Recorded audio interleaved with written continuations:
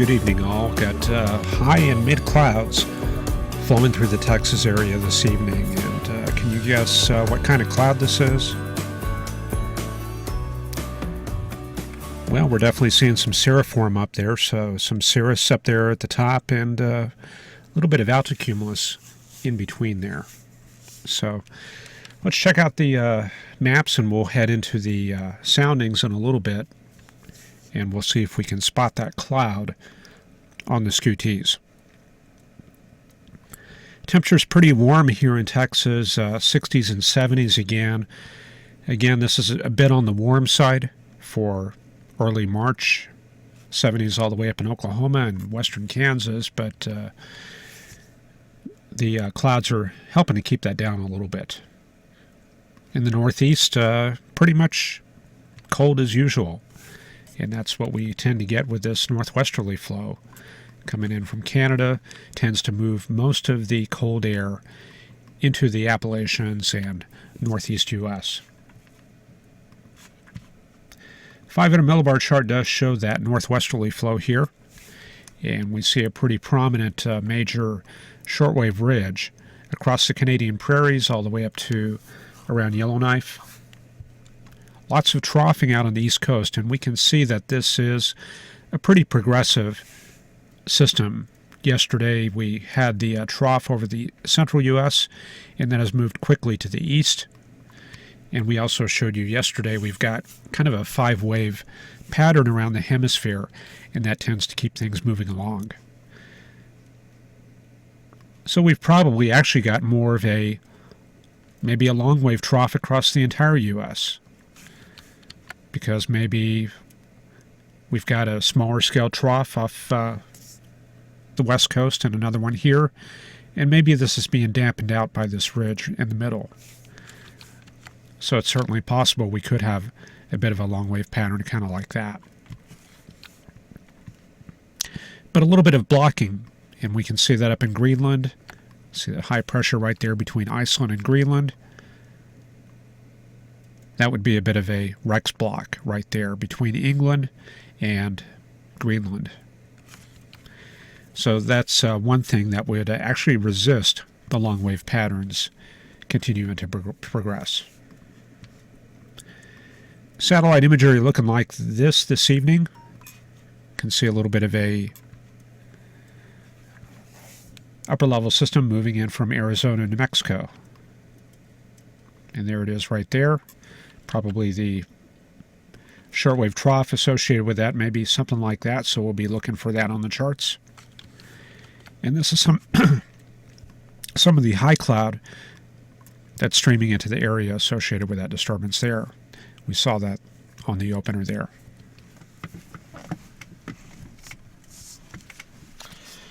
Okay. Give me just a second here. Okay. Just checking text messages there, making sure we didn't have an emergency or anything. Water vapor imagery looking like this. We went over this a little bit yesterday. So basically where we have cold temperatures on the water vapor imagery, this is going to be cold or moist. And in this case, it's more likely to be cold.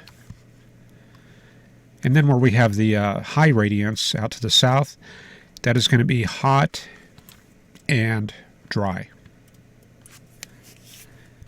So out here, probably hot, but a little bit more moisture involved right there. So we'll take a look at this on the soundings and look at the hot, dry soundings. Let me just switch over to that. We'll go to maybe Kingston.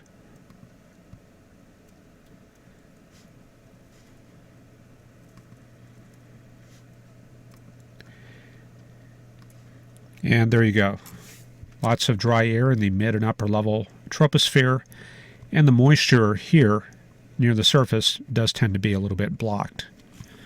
The water vapor imagery mostly sensitive to 700 millibars and above. Then one more example, we'll go to the Dominican Republic. Pretty much the same story, lots of dry air aloft. You can see dew points there in the minus 50s to minus 60s.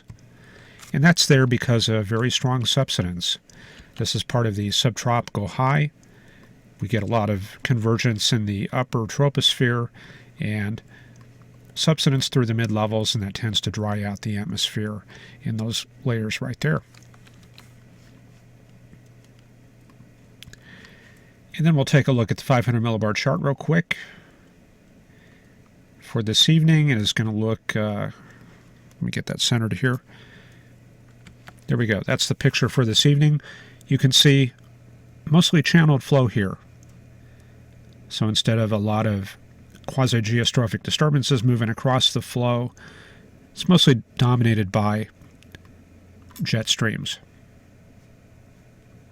Maybe even a bit of a weak jet stream through here. So even if you don't see that on the upper air plots at 500 millibars here, you can use the vorticity to kind of isolate where there might be weak jet streaks moving through the flow, like maybe one there, perhaps one there, maybe another one here.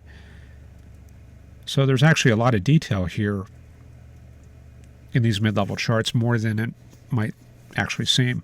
And then getting into the actual disturbances, that would be this system right here. You can see the vorticity crosses the height contours, and so we get more of a pattern that's showing up a lot more on the satellite imagery. And you can see that matches up pretty closely with what we had on the satellite imagery. There's the cloud material right there across northwest Mexico, and then the main trough slightly behind that. So over the next couple of days, we're going to see that moving into Texas. Keep an eye there on northern Mexico. See it moving into Texas right there on Saturday midday. And then we're going to see most of the lift associated with that out ahead of it right in this area here. So rain chances will be going up for Texas, and maybe even another wave further back here with a little bit more lift. So maybe a bit of a 1-2 punch there. So that'll sweep across Texas on Saturday and be out of the picture by Sunday morning. Then we get this very strong slug of energy on the west coast digging southeast. And this is one trick from the old days for forecasting trough intensity. See, the velocities are a lot stronger in this area. We see about 70 to 80 knots. And then we see only maybe 55 out ahead of it. So when you have higher vorticity, or I'm sorry, higher velocity on the backside compared to weaker velocity on the forward side, that will tend to dig the trough rather than lift it out. So we would expect to see this trough go even further southeast like that. So that's one rule of thumb you can use there to forecast trough intensity. So after the weekend, actually going into Sunday right there, major system coming into the California area. And then across the Rockies on Monday. The jet still will be in place there from Nevada into Nebraska, but most of the energy looks like it'll be carried into the central U.S. And there it goes across the Midwest into this area right here. So maybe rain chances going up for the Chicago, Milwaukee, Des Moines area early next week. And then finally that lifts out to the northeast. There it goes, some ridging moving into the central U.S. around midweek. And then late in the week, about 1 week from now, very zonal flow. Bit of a troughing coming together in the northwest U.S. And then the start of the following week. Looks like mostly continued ridging out west, trough out east, and just kind of a continuation of this stagnant pattern. Okay, let me head over to chat real quick, see what's going on, and see we got Andrew here, Michael Burrell, 13, checking in, and Ron Chalfont. Ryan Tomius is here, Sarah Wood, Fun with Tech, and Brett Dean finally made it 2 severe thunderstorm warnings in 3 days in South Jersey, although the big golf ball-sized hail and storms fell on their face in Delaware River, Philadelphia, both times, currently cold, and Croppo in 29 degrees. Wow, it's hard to imagine 29 We haven't had any winter here in Texas, hardly at all. Okay, let's check out one more interesting chart. This is precipitable water, and we're going to be looking at this a little bit more as we get into spring. And this is more of a function, not only the richness of the moisture with what we see with surface dew points, this is also a function of depth. So the deeper and richer the moisture is, the higher the precipitable water. So starting out at the beginning of the period, we see high pressure across the eastern U.S., and that pushes most of the moisture into the central Gulf and onto the eastern Mexico coast right there. Also very dry across the western U.S. with that Great Basin high in place there. So what do we think is going to happen over the weekend? Well, with the return flow setting up here in the central U.S., that should bring a little bit more of the moisture northward. And there it goes into Texas. 1.25 inches coming into the San Antonio and Houston area. And so with that Pacific system coming across into Texas, rain chances will be going up. Then we see a bit of a Pacific system moving across on Monday and Tuesday. That'll dry things out. That kicks the moisture back out into the Gulf, and then around Thursday and Friday, return flow sets up again in Texas. And then you see the next front coming through. Right here, this is coming in. Looks like mostly from Canada, kind of a mild front. But that does dry things out. And then return flow sets up again, kind of weak there around March 15th. Very weak return flow. So we're not going to be looking maybe at much of a chance of severe weather around mid-month. That's kind of a very weak bit of moisture. And then we clear out even more, a good push of polar air around the 18th or 19th right there. So why is that return flow so weak? I'm going back to March 16th. See that right there? Well, let's back it up even more. Maybe look at the trajectories. Yeah, it looks like our trajectories here have come mostly from Florida and the Carolinas. So this is mostly recirculated air. And the deeper moisture down around Veracruz and Tampico looks like that's just kind of stuck down there. East-northeast winds there, pushing it mostly into the Mexico City area there. Okay, so that's kind of what's going on with the moisture, and that's really the kind of stuff we're going to be looking at as spring wears on and we start getting into severe weather patterns. All right, let's set up the forecast here. If I can remember, maybe I'll take a look at a sounding as we go on. Okay, so I'm going to set this up. And there we go. There's tonight's charts. And, yeah, Brett Dean says no cold year this yet in Texas. And Ryan Tomey's very warm winter here in South Florida. Unusually warm for January, February into March. But severe weather will be here in the next month or two, and usually this time of year, severe weather gets started in this area of Texas right here, especially around Del Rio, as we get very rich moisture moving up the Rio Grande into the Serrano del Burro Mountains right here, and we tend to get very prolific storms in this region here with lots of positive CG. Not always tornadic, but very severe storms, tops up to 60, 70,000 feet right in that area. So we're going to keep an eye on that, and sometimes those storms can extend all the way down to the McAllen and Kingsville area. And then as we get into late March, a lot of those storms start spreading up into the I-20, I-30 area. Then April, we're looking at severe weather here. Then June. And then by the time July rolls around, it's up in the northern plains. So it's going to be close at hand here in the next couple weeks. So moving forward, we don't see much of the surface, just kind of some ridging in this area, but we know the upper level system is moving across northern Mexico right there. And we see showers across the northern mountains of Mexico into the Chihuahua, Nuevo Leon area. So by Saturday afternoon, Saturday evening for our webcast, we're going to see a lot of rain down in Texas. And it'll be a combination of that upper level lift with isentropic lift. Remember, the front is down to the south, so we're going to get some overrunning in this area. But probably no organized severe weather or anything like that. That'll move on off to the east, and then for Sunday's webcast, kind of a deep south flow, but kind of recirculated trajectories coming from Florida again.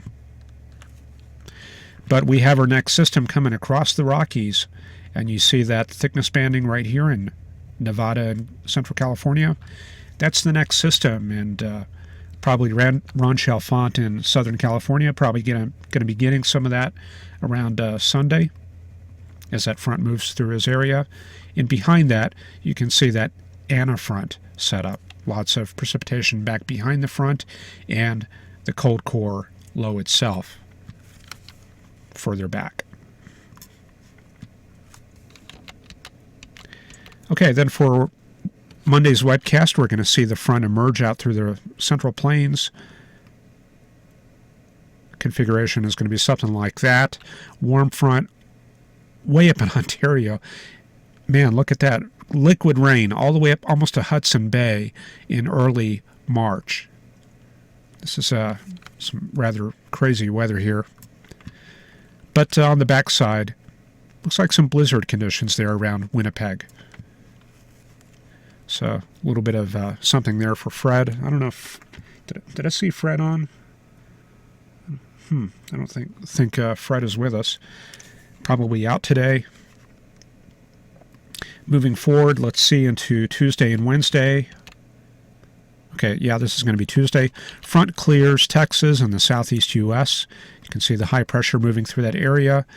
Cold air advection out ahead of that. And on the backside, you can see a little bit of warm air advection getting started in West Texas. So this is the start of the return flow, bringing the moisture up from the Gulf. Then for Wednesday, return flow still in place here. Pretty quiet across the U.S. Thursday and Friday, a couple of systems move through the northern plains out in this area. But you can see out in the western U.S., lots of thickness banding. So we definitely have the potential there for frontogenesis. We just need an upper level system to pull that together. Saturday and Sunday, you can see it finally starts tightening up in this area. So a little bit of frontogenesis there,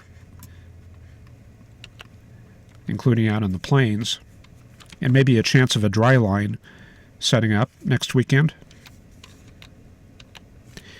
And then the next system will move across the Midwest, affecting Indiana there. Then going into Monday the 13th and Tuesday the 14th, high pressure just kind of sweeps through the central and eastern U.S.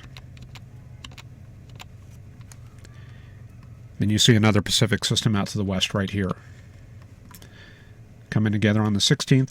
This is 300 hours out, so we're not going to worry too much about that.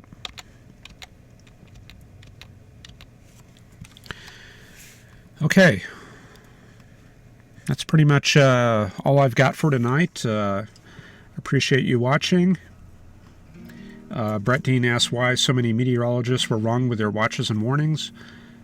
I don't know. I would have to look at specifically what you're mentioning. I don't know if they were in error yesterday or not. I wasn't really keeping track of that, but you know that does tend to happen. Sometimes we're right and sometimes we're wrong. Anyway, I appreciate you watching, and we'll see you tomorrow, same time. Thanks.